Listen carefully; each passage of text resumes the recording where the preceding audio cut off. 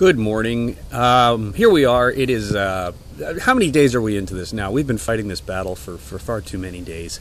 But over the last 3 days, I have posted several blog posts up on on my blog page that kind of explain a little bit about our situation with the city of Bridgeport, but specifically address the 3 points that Bill Coleman has made through the New Haven Register article, namely that CCB lacks insurance, lacks communication efforts, and lacks credibility. The first two articles, I pretty much dispel the notion. Insurance isn't required by law. There's nothing that says we have to have insurance. And if we start doing a junior program again, we're going to need insurance. But at this stage of the game, we don't need it. So why would we spend massive amounts of money in the wake of Hurricane Sandy to try and insure a facility that isn't fully operational yet?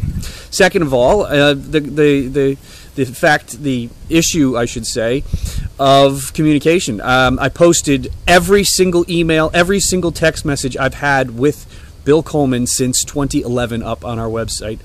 So if you really think I'm not talking to the city, you're obviously seeing this video, so they could see these. They could talk to us via phone. They could talk to us via the website. They could talk to us via the receptionist at the Sheehan Center, because we have a presence there as well. So we have all kinds of ways to communicate. So if they're not hearing from us, maybe it's because they're not listening. And the third point, credibility. CCB's credibility. I think that directly speaks to, they don't believe in me anymore, but CCB is not me. But the post I put up today, I think, really takes a look at the issue of credibility with Connecticut community voting.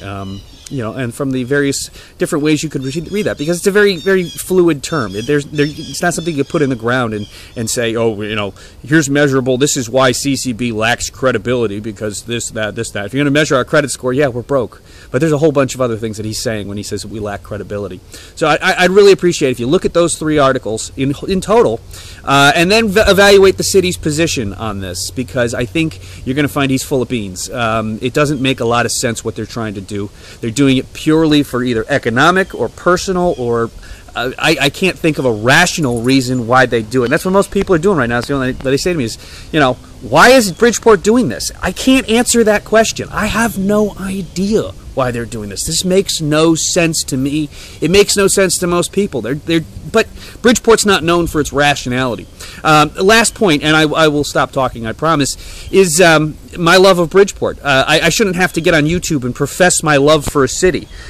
There's a lot of things about Bridgeport I don't like, but you can never accuse me of not loving Bridgeport to my whole extent. Jasper McLevy, I was reading an article about him yesterday. He was saying, people would argue with him, why are you here in Bridgeport if you don't like it? And I said to him, what he said well, I like it more than you because I'm trying to fix it. I like that quote. Check it out. Jasper McLevy said it. So I'm going to continue fighting this battle. We really hope that you'll contribute to the cause. www.ctcommunityvoting.org. And I'm going to put a link to my blog on the description of this video as well. Thanks for checking it out. And we're still fighting. Have a good day.